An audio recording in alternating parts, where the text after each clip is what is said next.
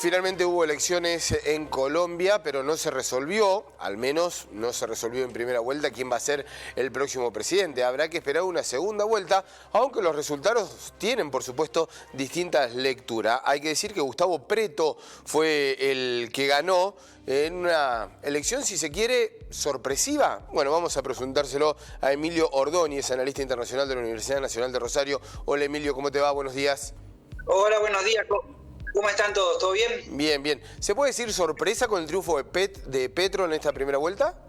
No, me parece que la sorpresa no es tanto la victoria de Petro en primera vuelta, sino que el segundo, Rodolfo Hernández, haya superado al que era el candidato, no sé si natural, pero sí el candidato que las encuestas en un principio venían impulsando a que pasaba la segunda vuelta, como es el candidato de Equipo Pro Colombia, Federico Fico Gutiérrez. Esta tal vez sea la sorpresa más importante de la jornada de ayer. Gustavo Petro, que forma parte y encabeza junto con Francia Márquez la coalición Pacto Histórico, gana por un 40% de los votos, una elección que las encuestas venían avisorando, pero que tal vez lo que se esperaba era una disputa entre una izquierda que nunca estuvo tan cerca de llegar al poder en Colombia y una derecha que estaba apoyada por el aparato tradicional político, como es el del uribismo, que apoyó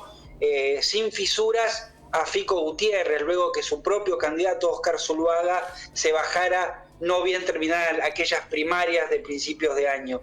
Por lo cual me parece que lo que se configura acá es un escenario distinto, un escenario no tanto entre izquierda y derecha, sino entre una izquierda que deberá de alguna manera intentar que el electorado supere cierta parte del electorado supere el prejuicio de vincular a este sector del arco político con la guerrilla de la FARC, que ahora están desmovilizadas y muchas de ellas y muchos de sus ex integrantes forman parte de un partido político con representación congresal, que es Comunes, por un lado, Petro, y una izquierda que en algunos sectores está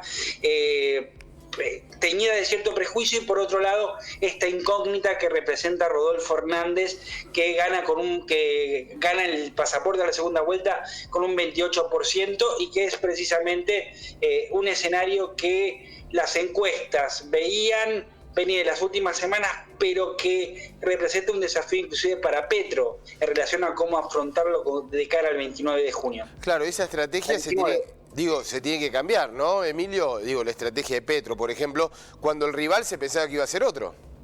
Claro, hay que ver cómo estructura el discurso. Parece mucho más fácil enfrentar a un político como Petro enfrente... Claro. A ver, vuelvo atrás. A un antagónico. Claro, pero tiene que ver con quién se apodera de la etiqueta del candidato del cambio. En un escenario entre Gustavo Petro y Federico Gutiérrez es mucho más fácil vincular a Petro con el cambio. Ahora con Rodolfo Hernández está claro que el electorado votó abrumadoramente por cerrar una etapa política de décadas en Colombia con partidos tradicionales que entre los liberales y conservadores, más allá de sus distintas siglas políticas, se venían turnando en el poder. El uribismo fue precisamente la fuerza más poderosa en los últimos años que definió elecciones. Hoy por hoy esa puerta, y acá coincido con Petro, está de alguna manera cerrada, más allá de lo que ocurre en el Congreso. Esta es otra incógnita que propongo. Rodolfo Hernández, que es un candidato excéntrico, que muchos llaman el Trump de Colombia, que tiene causas judiciales y que tiene una forma más extemporánea de ser una persona muy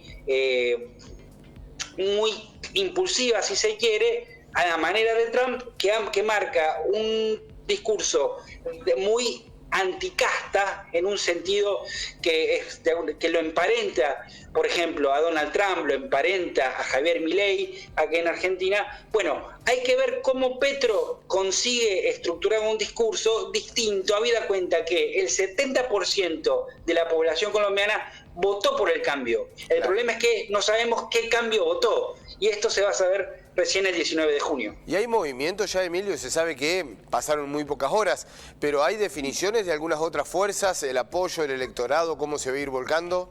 Se dio la lógica en este sentido. Se dio la lógica en cuanto que Federico Gutiérrez, sin fisuras y según él, sin haber hablado con Rodolfo Hernández, anunció su voto a este candidato. Con lo cual uno supone que el llamado establecimiento, lo que acá decimos el establishment, el establecimiento político colombiano, el aparato electoral y mediático del uribismo, apoyará también a Rodolfo Hernández. ¿Con qué cuenta Petro en este sentido? Cuenta, o debería contar, con algunos votos del centro, que fue uno de los grandes derrotados con Sergio Fajardo, que no llegó al 1.000.000 de votos, sacó alrededor de un 4,2%, cerca de 870.000 votos.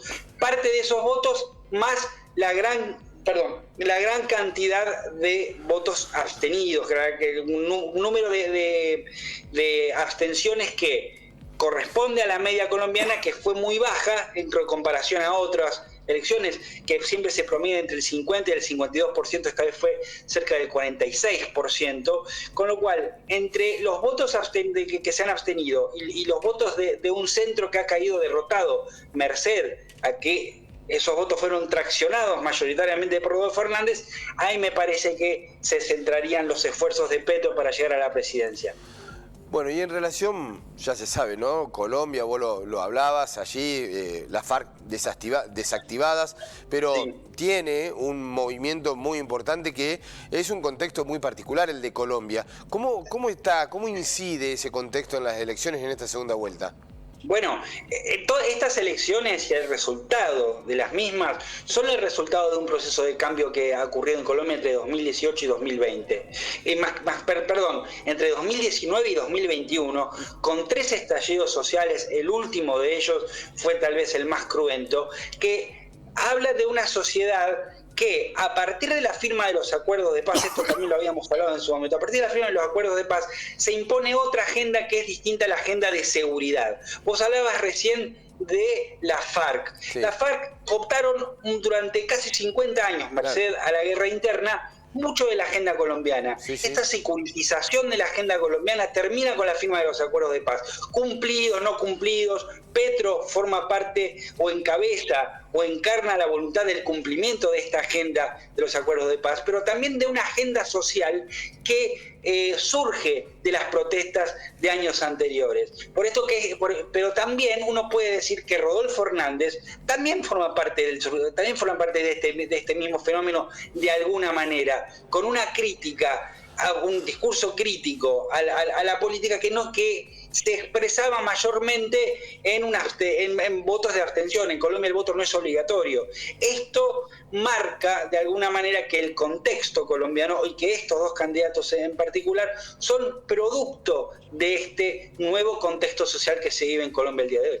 Emilio, te saco un ratito nada más de Colombia ya y para despedirte y agradecerte justamente esta comunicación para con Telediario Federal. Los dichos del presidente el día viernes, si mal no recuerdo, de no me callo más, de apuntar, de condenar el bloqueo a Cuba, las sanciones económicas a Venezuela.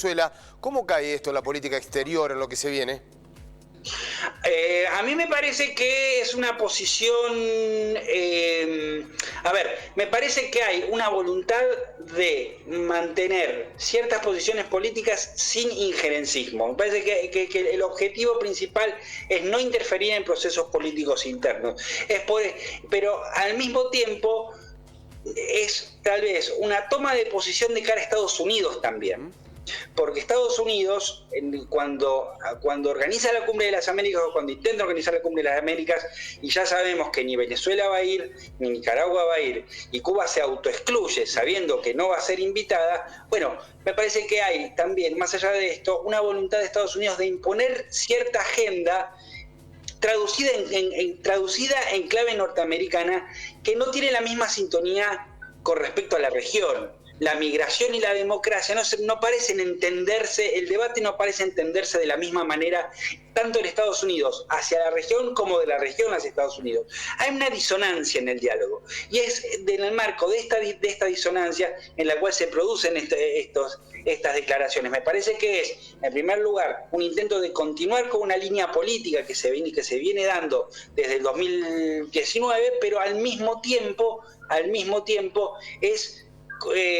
se enmarca en una posición que gran parte de Latinoamérica acompaña en el sentido de, bueno, la agenda es otra, no se aceptan exclusiones, el debate democrático, el debate sobre las calidades democráticas de los países debe ser otra. Y me parece que desde este lado donde yo leería estas declaraciones. Perfecto, Emilio, muchísimas gracias, un abrazo.